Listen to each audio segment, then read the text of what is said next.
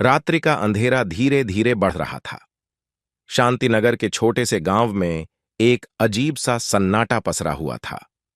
परंतु इसी सन्नाटे के बीच एक घर की खिड़की से हल्की रोशनी झलक रही थी।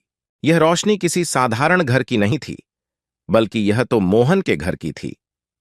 मोहन, एक साधारण किसान का बेटा, जिसने कभी हार मानना नहीं सीखा था। मोहन के पिता रामलाल ने कई सालों से खेती में असफलता का सामना किया था, परंतु मोहन ने ठान लिया था कि वह हार नहीं मानेगा।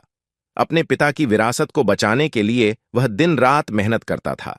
गांव वाले उसकी मेहनत और लगन के कायल थे, लेकिन उनकी नजर में मोहन की मेहनत बेकार जा रही थी। सूखे की मार, बैंक के कर्ज और फसल की बर्बादी ने मोहन के जीवन को मुश्किलों से भर दिया था। एक रात जब सब सो रहे थे, मोहन अपने कमरे में बैठा कुछ सोच रहा था। अचानक उसे एक विचार आया। उसने सुना था कि गांव से कुछ दूर एक पुरानी उजाड़ हवेली में किसी प्राचीन किताब के होने की बात कही जाती थी। कहते थे कि उस किताब में एक ऐसे बीज की जानकारी है जो सूखे में भी फलता फूलता है। गांव के बड़े बूढ़े इस हवेली को भूतिया मानते थे और वहां जाने से डरते थे। मोहन ने ठान लिया कि वह उस हवेली में जाकर उस किताब को ढूंढेगा। अगले ही दिन वह सूरज उगने से पहले ही अपने सफर पर निकल पड़ा। गांव से बाहर की ओर जाते हुए उसे एक रहस्यमयी जंगल का सामना करना पड़ा। जंगल में प्रवेश करते ही चारों ओर की हवा भारी और ठंडी हो गई। पेड़ों की शाखाएं जैसे उसे रोकने की कोशिश कर रही थीं, लेकिन मोहन ने अपनी हिम्मत नहीं हारी। जंगल के बीचों बीच उसे एक बुजुर्ग व्यक्ति मिला, जो एक झोपड़ी में रहता था। उस बुजुर्ग ने मोहन को देखकर कहा, बेटा, तुम्हें यहां नहीं आना चाहिए। यह जगह सुरक्षित नहीं है। मोहन ने अपनी सारी कहानी उस बुजुर्ग को सुनाई। बुजुर्ग ने उसकी आंखों में संकल्प की चमक देखी और उसे आगे का रास्ता बताया।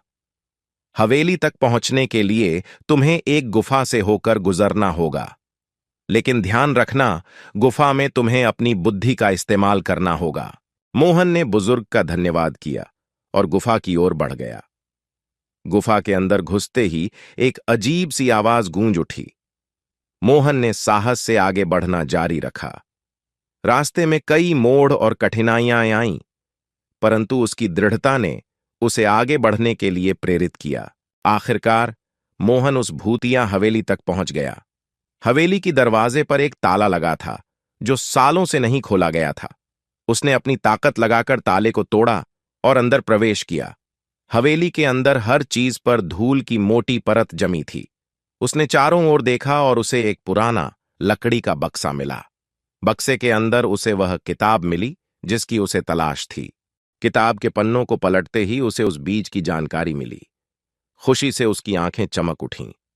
उसने किताब को संभाल कर अपने पास रखा और गांव की ओर लौट आया। गांव में लौटते ही उसने अपने पिता को सब कुछ बताया।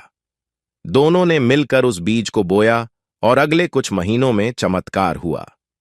फसलें लहलहाने लगीं और गांव के लोग मोहन की प्रशंसा करने लगे। मोहन ने अपनी मेहनत और दृढ़ता से सबको साबित कर दिया कि हार मानना कभी विकल्प नहीं होना चाहिए। उस रात जब मोहन अपने घर की खिड़की से बाहर झांक रहा था, उसे यकीन हो गया था कि हार नहीं मानूंगा केवल एक वाक्य नहीं, बल्कि एक जीवन जीने का तरीका है।